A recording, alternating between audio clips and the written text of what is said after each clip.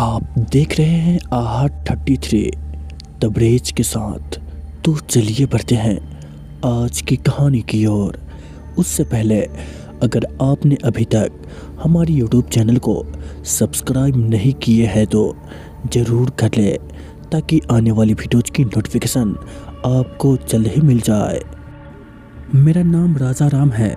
मैं एक truck driver हूँ और मेरा रोज़ का काम था रात में ट्रक चलाना। इसीलिए मुझे भूतों पर बिल्कुल विश्वास नहीं था, क्योंकि मैं उस दिन से पहले कभी कोई वैसी चीज़ नहीं देखी थी कि मैं भूतों पर विश्वास कर सकूं।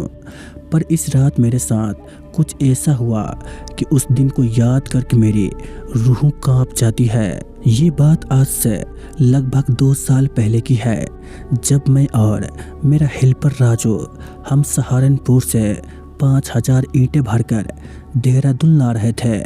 लगभग रात के 11 बजे मैं और मेरे हेल्पर ने सोचा पहले कुछ खा लिया जाए फिर आगे चलेंगे। इसलिए मैंने हाईवे के बगल में एक ढाबा था, उसमें जाकर अपना ट्रक खड़ा करा और फिर वही खाना खाकर जैसे ही हम उठकर जाने लगे, तभी उस ढाबे वाले ने मुझे कहा, अरे उस्ताद, किस तरह की ओर जा रहे हो? उस ढाबे वाले की बात सुनकर मैं जवाब देते हुए कहा, बस भाई जी, देहरादून तक ही जाना है। उस ढाबे वाले ने मेरी बात सुनकर अपनी घड़ी में टाइम देखा और कहा, उस्ताद, रात के 12 बजने ही वाले हैं, कुछ देर यहीं रुक जाओ, रात के 1 बजे बाद चले जाना। उस ढाबे वाले की बात सुनकर मुझे बड़ा ही अजीब लग रहा था, इसलिए मैंने कहा, क्यों भाई जी? मेरी बात का जवाब देते हुए उस ढाबे वाले ने कहा, क्योंकि उस्ताद, कोई भी रात के 12 बजे के बाद 1 किलोमीटर आगे जो बरगद का पेड़ है उसे पार नहीं कर सकता, और उस बरगद के पेड़ से 1 किलोमीटर आगे एक और बरगद का पेड़ है, और वहाँ से भी कोई उस बरगद के पेड़ को पार नहीं कर सकता।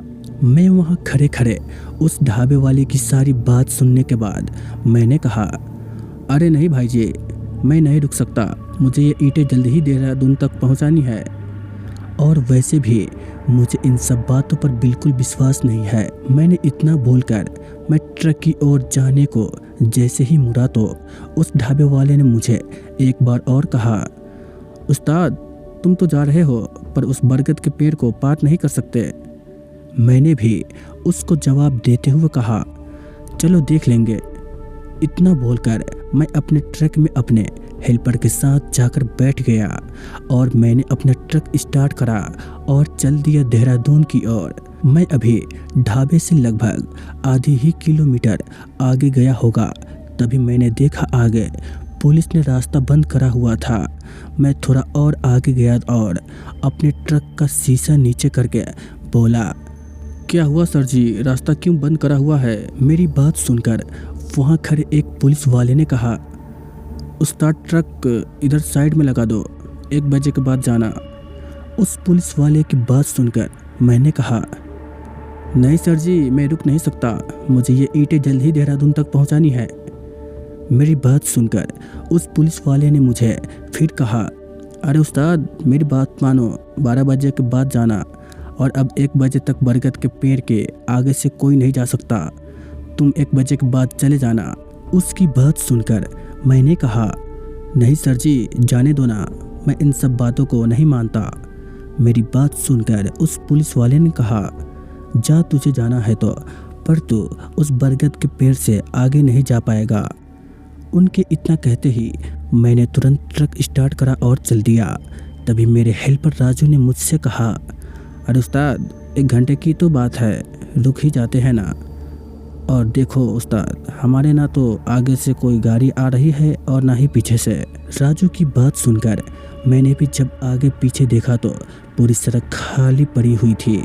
मैं लगभग 20 सालों से ट्रक चलाता हूँ, पर मैंने अभी तक कभी भी ऐसे पूरा हाईवे खाली नहीं देखा था जैसे आज था। अब तो मुझे भी लगने लगा था कि मुझे वहाँ रुक जाना चाहिए था, पर अब मैं रुक भी नहीं सकता था, क्योंकि मेरे साथ मेरा हेल्पर राजू भी था और मैं नहीं चाहता था कि उससे पता चले कि मैं भी अब थोड़ा थोड़ा डरने लगा था और मैं लगातार ट्रक को चला रहा था। तभी एकदम से सब उल्टा हो गया और मेरा सर सीधा ट्रक की छत में लगा। बाहर का सब दृश्य भी उल्टा दिख रहा था।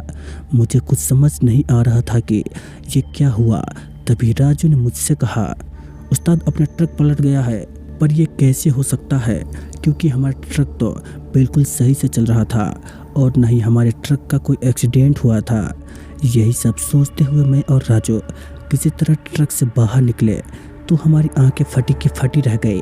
मुझे तो अपनी आंखों पर बिल्कुल विश्वास नहीं हो रहा था, क्योंकि हमारा ट्रक बिल्कुल उल्टा हुआ खड़ा था। ऐसा लग रहा था जैसे किसी ने हमारे ट्रक को उठाकर उल्टा करके रख दिया हो, क्योंकि हमारे ट्रक में जो ईंटें लोड थी वो भी बिल्कुल वैसी की वैसी रखी हुई थी और न ही हमारे ट्रक में कोई निशान आया था। इसलिए मैंने कहा था कि किसी ने ट्रक को उठाकर उलट कर रख दिया हो। मैं अपने ट्रक को खड़े खड़े देख ही रहा था। तभी राजू ने मुझसे कहा, उस्ताद वो देखो। जिस ओर राजू ने देखने को बोला था, मैंने जैसे ही उस तरफ देखा तो मुझे समझ आ गया था कि वो सब हमें रुकने के लिए क्यों बोल रहे थे, क्योंकि मैंने देखा हमारा ट्रक कहीं और नहीं बल्कि उसी बरगद के पेड़ के सामने पलटा हुआ था। उसके बाद हमें वहाँ तो कोई दिख नहीं रहा था। इसलिए मैंने और राजू ने ट्रक से अपना बिस्तर निकला और पास में जो दुकान बनी हुई थी उनके बाहर जाकर लेट गए। हम लेटे हुए थे, तभी किसी ने हमें अपने हाथों से हिलाकर उठा दिया और जैसे ही मैंने आंख खोलकर देखा तो हमारे सामने 4-5 लोग खड़े थे और उन्हीं में से एक आदमी ने हमें कहा, भैया आप ठीक तो है? हम पास के ही गांव के हैं। हमें पता चला था कि कोई ट्रक रात के 12 बजे के बाद भी यहाँ से गुजरा है। 1 बजने के बाद ही हम तुरंत यहाँ आ गए कि किसी की मदद की ज़रूरत तो नहीं है। और जैसे ही हम यहाँ आए तो देखा आपका ट्रक पलटा हुआ है, पर ट्रक में कोई नहीं था। तभी हमने आपको यहाँ लेटे हुए देखा और एक आप तो किस्मत वाले हैं जो आप बच गए, क्योंकि जल्द से कोई नहीं बचता। मैं और राजू वहाँ बैठे बैठे बस उनकी बातें सुन रहे थे और उनकी बातें सुनकर बस यही लग रहा था ज़रूर कोई सा अच्छा काम करा होगा, तभी हम बचे। पर उस समय वो अच्छा काम तो याद नहीं आ रहा था। तभी उस गांव के एक आदमी ने अपनी बात को जारी रखते हुए कहा, इस 1 किलोमीटर के अंदर अंदर कहते हैं कोई देव रहते हैं और रात के 12 बजे के बाद उसके बच्चे सड़क पर खेलने को आते हैं। इसलिए वो देव वहाँ कोई भी गाड़ियाँ आने नहीं देते और 1 बजे के बाद उनके बच्चे जब खेल कर चले जाते हैं तब कोई भी वहाँ आ सकता है। उस रात मैंने और राजू किसी तरह काटी और अगली सुबह क्रेन बुलाकर ट्रक को सीधा करा और तब हम वापस देहरादून आए। तो दोस्तों, ये थी मेरे साथ घटी एक सच्ची घटना। तो चलिए मिलते हैं एक और कहानी में। तब तक के लिए बाय एंड टेक केयर।